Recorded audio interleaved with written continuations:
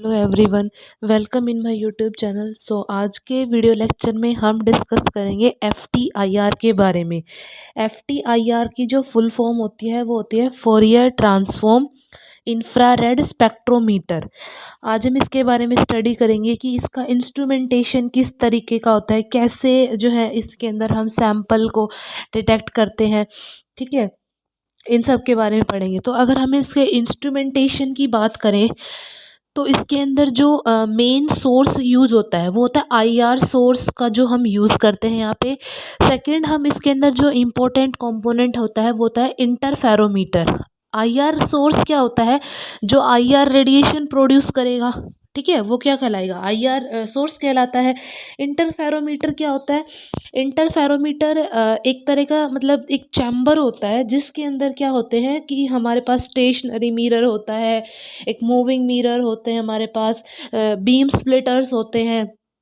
ठीक है, तो वो क्या कहलाता है? इंटरफेरोमीटर। मतलब हम पढ़ रहे हैं फोरियर ट्रांसफॉर्म इंफ्रारेड स्पेक्ट्रोमीटर। उसके मेन सोर्स दो होते हैं, एक तो आईआर का सोर्स की रिक्वायरमेंट होती है हमें, एक हमें यहाँ पे इंटरफेरोमीटर की रिक्वायरमेंट होती है। अब इसका जो डायग्राम है वो देखते हैं। इसके जो डायग्राम है वो देखो यहाँ पे।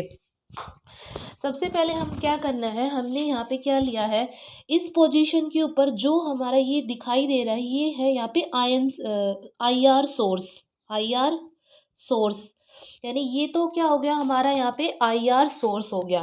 और ये जो कंप्लीट जो चैम्बर दिखाई दे रहा है ये हमारा क्या कहलाता है? इंटरफेरोमीटर। इंटरफेरोमीटर ये क्या कहलाएगा? इंटरफेरोमीटर। ये जो बीच में ये जो स्लिट दिखाई दे रही है ये स्लिट क्या कहलाती है? Beam splitter. क्या कहलाती है ये? Beam splitter. Beam splitter.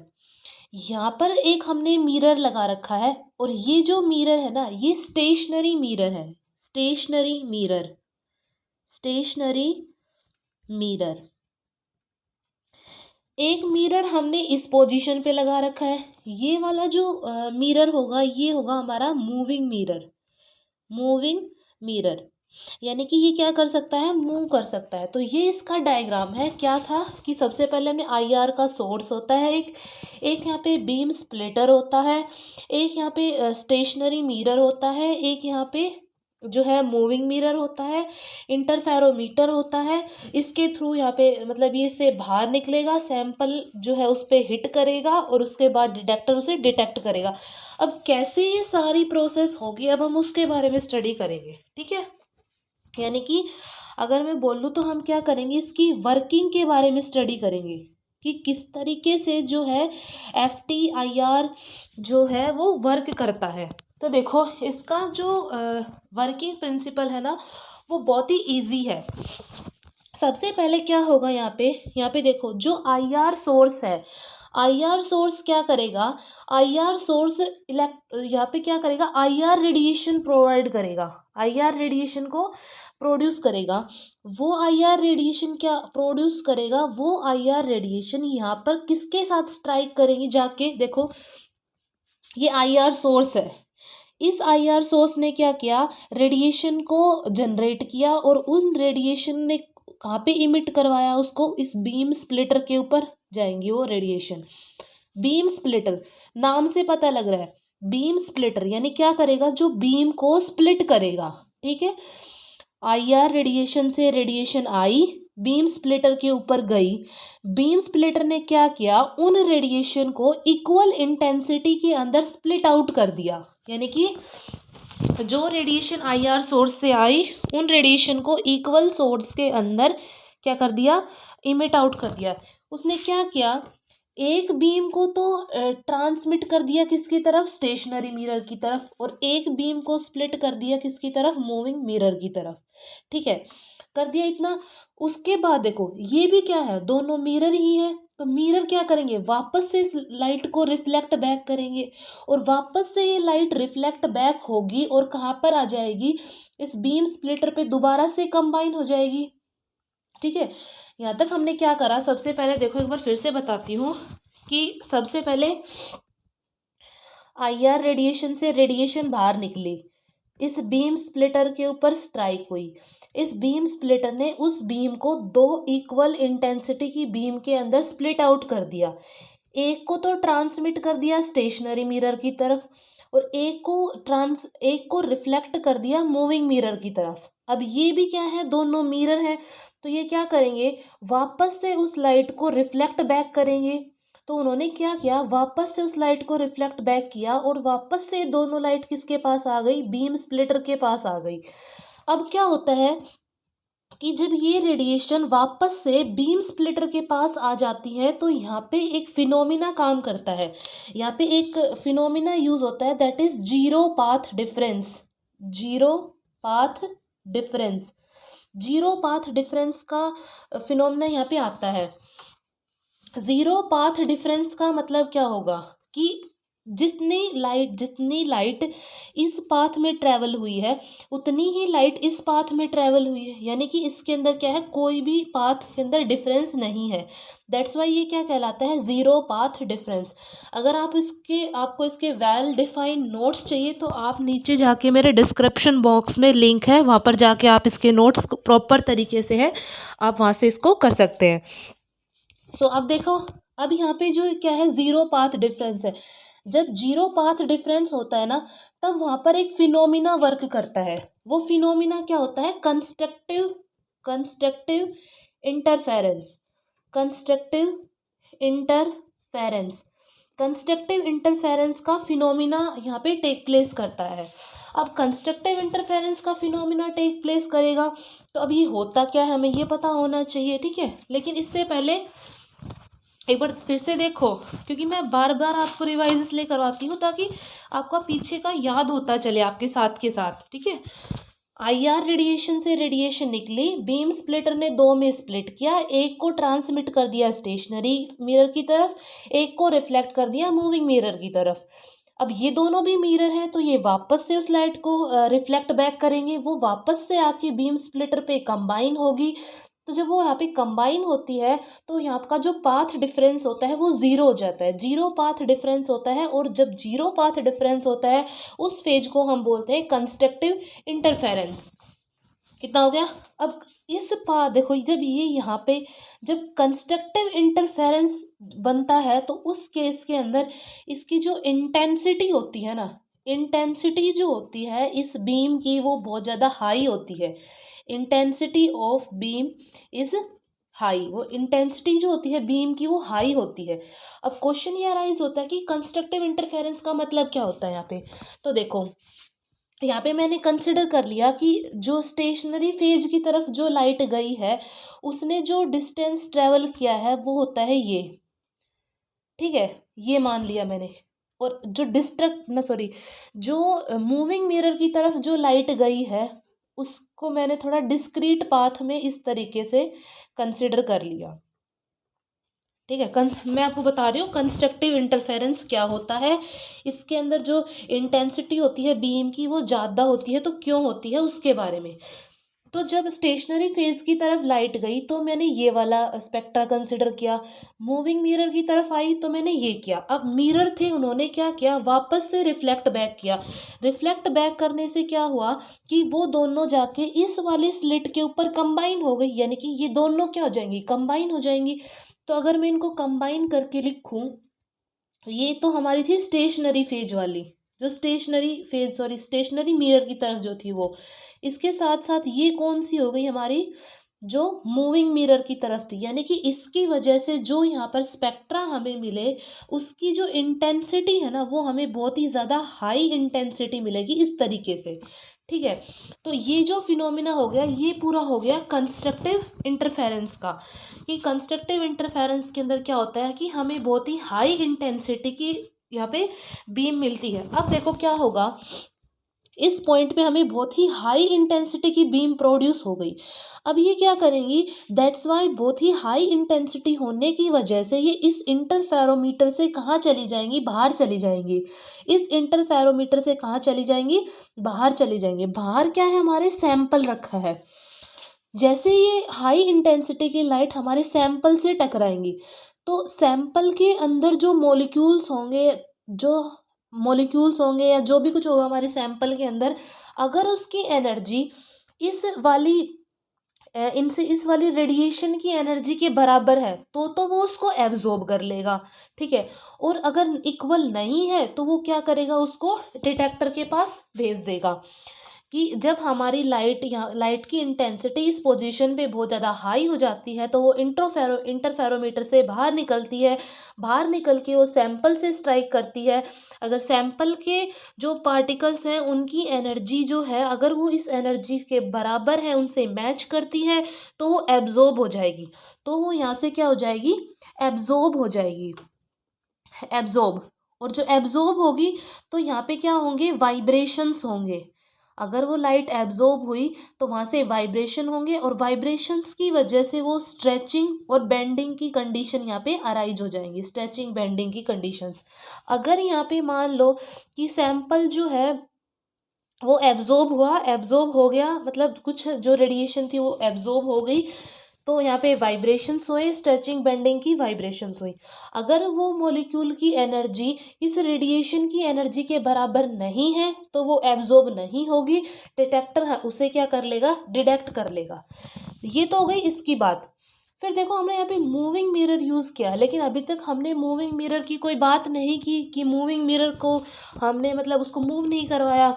तो हम क्या करते हैं, हम यहाँ पे सपोज करके चलते हैं कि जो मूविंग मिरर है ना, इस मूविंग मिरर की मान लो हमने डिस्टेंस क्या कर दी, चेंज कर दी। मान लो ये मूविंग मिरर यहाँ पर है ना, हमने इसकी इतनी डिस्टेंस इसको पीछे की तरफ कर दिया। यानी कि अगर मैं इसको सपोज करूँ तो देखो यहाँ पे मैं लिख देती हूँ, सपोज जो चेंज किया है मैंने, चेंज किया है किसके अंदर, चेंज किया है मूविंग मिरर। मूविंग मिरर के अंदर जो चेंज किया है वो किया है मैंने λ/4 का किया है, मान लो, ठीक है, कि मैंने इसको λ/4 आगे की तरफ जो है प्रोसीड करवा दिया। स्टेशनरी फेज मेरा उतना ही है, तो मैंने इसको आगे की तरफ किया। अब ये क्या होगा, पीछे की तरफ भी जाएगा। तो यानी अब क्या होगा कि इसकी जो पाथ डिफरेंस है ना उसके अंदर चेंज आएगा, क्योंकि इसको तो मैंने क्या कर दिया, λ/4 से आगे की तरफ इंक्रीज किया है। अगर मैंने इसको λ/4 यूनिट आगे की तरफ अगर मैंने इसको स्प्लिट किया है तो क्या होगा, ये रिफ्लेक्ट बैक होके वापस भी आएगी, यानी कि λ4 वापस भी आएगी। तो λ4, तो जो टोटल चेंज आएगा λ4, जब मैंने उसको आगे की तरफ बढ़ाया फिर वो मिरर से टकराई और फिर से वापस जाएगी, तो कितने का और डिफरेंस आएगा, λ/4 का। तो यहाँ से कितना आ गया, λ/2 का डिफरेंस आ गया। कितने का डिफरेंस आ गया, λ/2 का। ये पूरी बात किसकी चल रही है, जब मैंने इस मूविंग मिरर की पोजीशन को चेंज कर दिया है तब बात चल रही है यहाँ पे। तो इस केस के अंदर क्या होता है, इस केस के अंदर जो फिनोमिना जनरेट होता है दैट इज ओपीडी। जो फिनोमिना जनरेट होता है यहाँ पे वो होता है ओपीडी। ओपीडी का मतलब होता है optical path difference. Optical path difference, यहाँ पर जो कंडीशन जनरेट होती है वो होती है ओपीडी, ऑप्टिकल पाथ डिफरेंस। या फिर हम इसको दूसरे वर्ड में बोल रहे हैं तो ये क्या होता है, डिस्ट्रक्टिव इंटरफेरेंस। Destructive interference. और इस डिस्ट्रक्टिव इंटरफेरेंस की जो इंटेंसिटी होती है, इंटेंसिटी जो होती है इसकी वो बहुत ही ज़्यादा लो होती है। अब जिस तरीके से हमने देखो कंस्ट्रक्टिव इंटरफेरेंस किसकी वजह से आया था, जीरो पाथ डिफरेंस की वजह से आया था। डिस्ट्रक्टिव इंटरफेरेंस किसकी वजह से आएगा, ओपीडी की वजह से आया। ओपीडी क्या होता है, ऑप्टिकल पाथ डिफरेंस होता है। ओपीडी किसकी वजह से आया, क्योंकि हमने मूविंग मिरर की पोजीशन को चेंज कर दिया था, ठीक है। अब देखो, अब मैंने बोला यहाँ पे इंटेंसिटी है ना वो लो है। अब किस तरीके से है वो देखो, मान लिया मैंने सपोज किया कि जो हमारे पास स्टेशनरी फेज था उसकी हमने जो है इसको चेंज नहीं किया, उसकी पाथ लेंथ को, वो स्टेशनरी फेज था। फिर हमने क्या किया कि हमने जो हमारे पास मूविंग मिरर था उसको हमने λ/2 यूनिट से क्या कर दिया, उसके अंदर इंक्रीमेंट कर दिया। तो यानी यहाँ पर भी क्या होगा हमारे पास, जैसे डिस्क्रीट पाथ में अगर हम इसको शो करेंगे इस तरीके से हम इसको शो करेंगे तो ये जो डिस्टेंस होगी यहाँ से यहाँ तक की, यानी कि हमने इसको λ/2 क्या कर दिया, इंक्रीज कर दिया। फिर ये क्या करेंगी, ये बीम वापस से आके किस पे मिलेंगी, इस बीम स्प्लिटर पे मिलेंगी, और बीम स्प्लिटर पे जब मिलेंगी तो इनकी ऑप्टिकल पाथ डिफरेंस में कुछ चेंजमेंट है, λ/2 का चेंज है। तो अगर हम इन दोनों को कंबाइन करेंगे तो यहाँ से जो इनका जो डायग्राम बनेगा वेव का, वो कुछ इस तरीके से बनेगा, इस तरीके का होगा। यानी कि ये ना एक दूसरे के इफेक्ट को अब कैंसिल आउट कर देंगे, इस तरीके का जो है इसके अंदर ग्राफ मिलेगा। तो ये दो कंसेप्ट आते हैं इसके अंदर। जीरो, एक तो जीरो पाथ डिफरेंस के साथ तो आता है कंस्ट्रक्टिव इंटरफेरेंस का, और जो है हमारे पास इसके अंदर ओपीडी के साथ आता है, यानी कि ऑप्टिकल पाथ डिफरेंस के साथ आता है किसका, डिस्ट्रक्टिव इंटरफेरेंस का। तो ये जो पूरी प्रोसेस है ना, ये चलती रहती है, ये प्रोसेस जो है ये कंटिन्यूसली क्या करती रहती है, प्रोसीड होती रहती है। इस कंटिन्यूस प्रोसीड की वजह से जो हमारा इंटरफेरोमीटर होता है ना, उस इंटरफेरोमीटर के ऊपर कुछ इस तरीके की जो है इंटेंसिटी जनरेट हो जाती है। किस तरीके का जो हमें स्पेक्ट्रा दिखाई देता है, वो कुछ इस तरीके का हमें स्पेक्ट्रा ऑब्जर्व होता है। मतलब यहाँ पर क्या होती है, हमारी इंटेंसिटी हाई होती है बहुत ज़्यादा, यहाँ पर इंटेंसिटी बहुत ज़्यादा कम होती है, फिर से हाई लो, मतलब इस तरीके का कंटिन्यूस हमें क्या दिखाई देता है, वहाँ पे जो है हमारे इंटरफेरोमीटर के थ्रू हमें ये दिखाई देता है। ठीक है, ये तो हो गई कंस्ट्रक्टिव और डिस्ट्रक्टिव की बात। अब हमने देखो यहाँ पे एक बात की थी कि जो मॉलिक्यूल सैंपल की लाइट को एब्जॉर्ब कर लेते हैं वो तो क्या हो जाते हैं यहाँ पे कि सैंपल ने एब्जॉर्ब कर लिया, वाइब्रेशंस होंगी, स्ट्रेचिंग, बेंडिंग होगी। लेकिन अब किसके अंदर क्या था कि सैंपल जो है उसने जिस लाइट को एब्जॉर्ब नहीं किया वो किसके पास गई, डिटेक्टर के पास गई। डिटेक्टर क्या करता है, डिटेक्टर उनका क्या करता है, इंटरफेरो वहाँ पे क्या करता है, एक ग्राफ प्लॉट कर देता है किस किस के बीच में, एनर्जी वर्सेस टाइम। जो इंटरफेरोमीटर होता है, इंटरफेरोमीटर जो होता है उसके थ्रू जो रेडिएशन बाहर निकली और जो एब्जॉर्ब नहीं हो पाई उसको हम डिटेक्टर के ऊपर हिट करवाते हैं, और डिटेक्टर के ऊपर एक स्पेक्ट्रम बनता है। डिटेक्टर के ऊपर एक स्पेक्ट्रम जनरेट होता है। उस स्पेक्ट्रम को हम क्या बोलते हैं, थर्मोग्राम। उस स्पेक्ट्रम को हम क्या बोलते हैं, थर्मोग्राम। थर्मोग्राम के अंदर क्या होता है कि हम ग्राफ प्लॉट करते हैं, हम इसके अंदर एनर्जी को टाइम के अगेंस्ट प्लॉट करते हैं। यहाँ पे जो प्लॉट बनता है वो किसके लिए बनता है, एनर्जी वर्सेस टाइम के बीच में यहाँ पे ग्राफ प्लॉट होता है। ये क्या कंसेप्ट बताया यहाँ पे कि जो रेडिएशन एब्जॉर्ब नहीं हुई, जो डिटेक्टर के ऊपर गई, डिटेक्टर उन्हें डिटेक्ट करेगा और एक स्पेक्ट्रम शो करेगा जिसको, और उसको हम बोलते हैं थर्मोग्राम। उसके अंदर थर्मोग्राम के अंदर क्या होता है, हमें एक प्लॉट मिलता है एनर्जी वर्सेस टाइम का।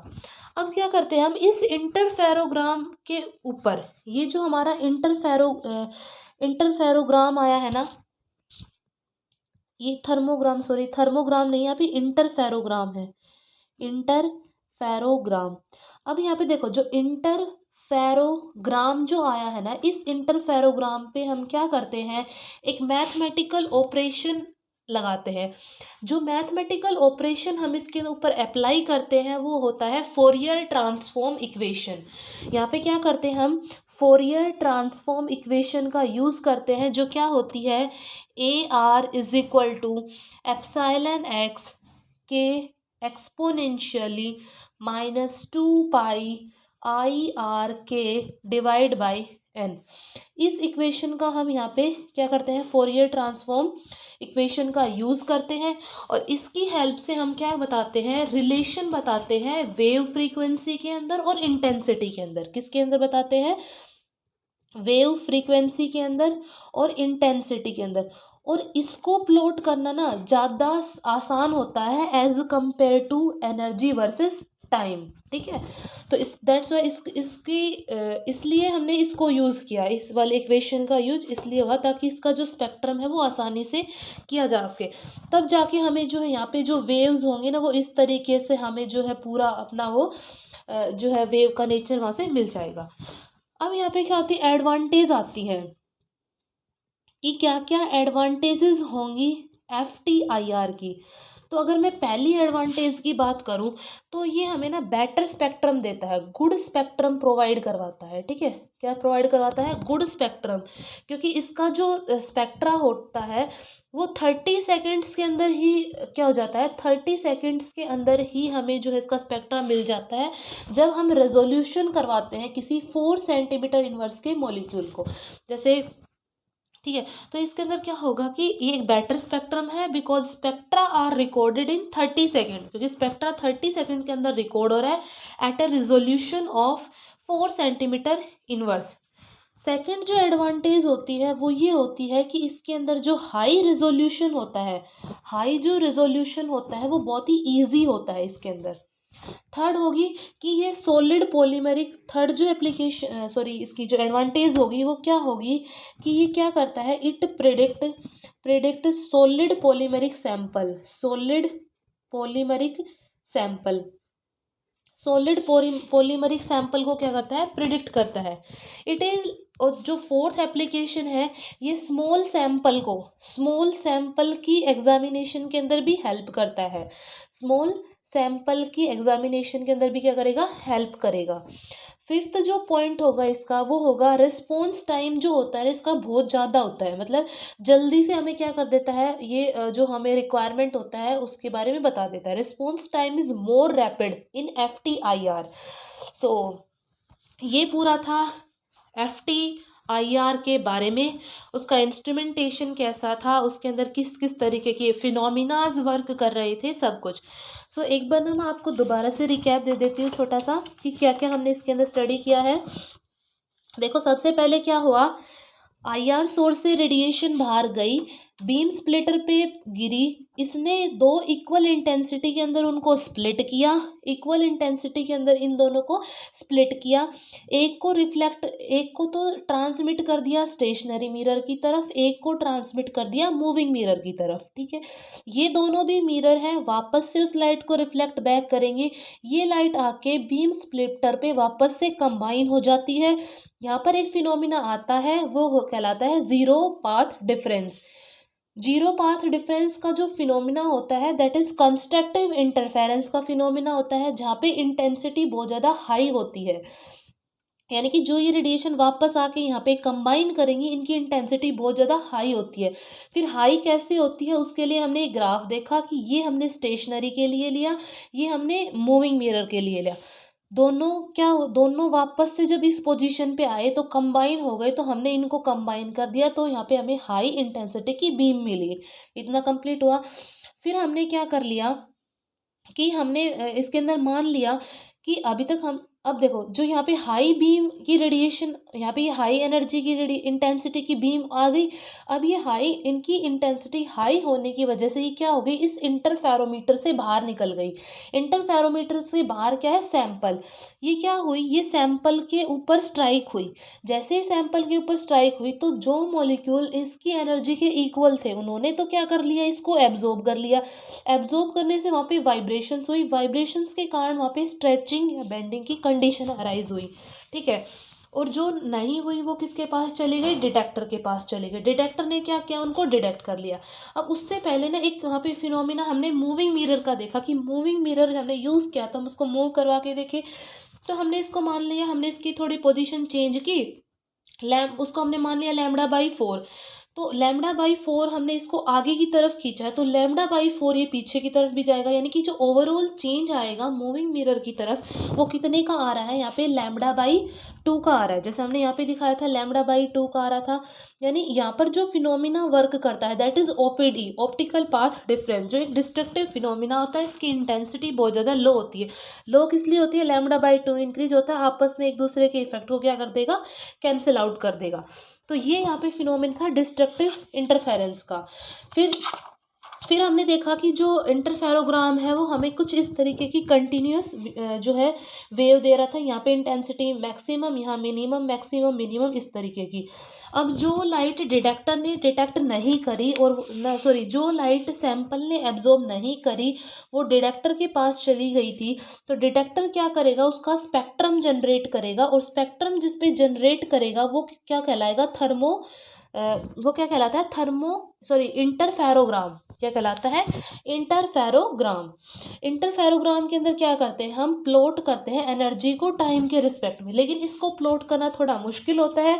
दैट्स वाई हम यहाँ पे यूज़ करते हैं क्या, इसलिए हम यहाँ पे यूज़ करते हैं फोरियर ट्रांसफॉर्म।